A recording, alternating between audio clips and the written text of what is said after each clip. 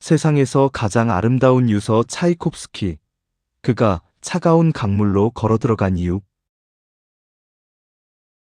여기 전 세계에서 가장 아름답고 화려한 춤곡인 백조의 호수와 호두까기 인형을 만든 천재 작곡가가 있습니다.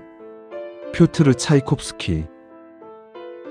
그의 음악은 늘 축제처럼 빛났고 그는 러시아의 국민 영웅으로 추앙받았습니다.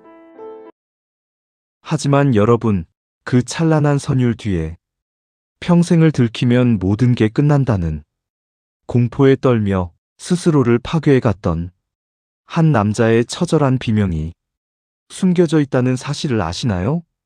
오늘 온두리 월드 스토리는 19세기 보수적인 러시아 사회에서 결코 용납될 수 없었던 자신의 비밀을 감추기 위해 비 내리는 밤 차가운 강물로 뛰어들어야 했던 차이콥스키의 시린 눈물을 닦아봅니다. 1. 가짜 결혼과 자살 소동날을 숨기기 위한 몸부림. 차이콥스키에게는 평생을 따라다닌 지독한 저주가 있었습니다. 바로 그 시대에는 범죄이자 죄악으로 여겨졌던 동성애자라는 정체성이었죠. 세상이 자신의 비밀을 눈치채기 시작하자 그는 극심한 공포에 사로잡혔습니다. 결국 그는 자신을 열렬히 쫓아다니던 제자 안토니나와 충동적으로 결혼을 발표합니다. 사랑해서가 아니라 자신이 정상적인 남자라는 것을 세상에 증명하기 위한 가짜 방패였던 셈입니다. 하지만 사랑 없는 가짜 인생은 지옥이었습니다. 결혼한 지 단 몇 주 만에 그는 아내의 손길조차 견디지 못하고 정신적으로 완전히 무너져 내렸습니다. 어느 비 내리는 밤, 지독한 우울증과 쫓기는 듯한 공포를 견디지 못한 차이콥스키는 얼음처럼 차가운 모스크바 강물로 걸어 들어갔습니다.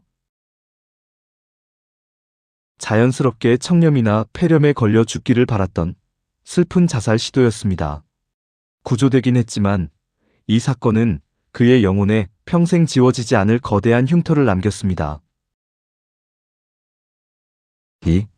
폰 메크 부인 얼굴 없는 사랑과 갑작스러운 절교. 상처 입은 거인에게 구원자처럼 나타난 여인이 있었습니다. 부유한 미망인이었던 폰 메크 부인은 그의 천재성을 사랑해 13년 동안 엄청난 거액을 후원해 주었습니다. 단 한 가지 기묘한 조건이 있었죠.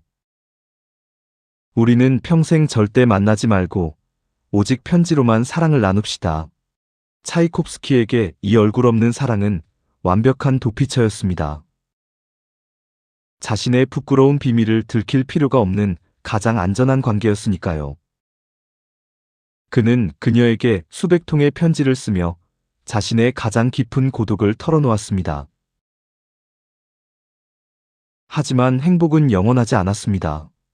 어느 날 갑자기 부인은 아무런 이유도 없이 후원을 중단하고 절교를 선언합니다. 차이콥스키가 동성애자라는 소문을 들었기 때문이라는 설이 유력하죠. 평생 유일하게 마음을 열었던 등불마저 꺼져버리자 차이콥스키는 다시 한번 깊은 암흑 속으로 추락했습니다. 3. 교향곡 비창, 그리고 의문의 죽음.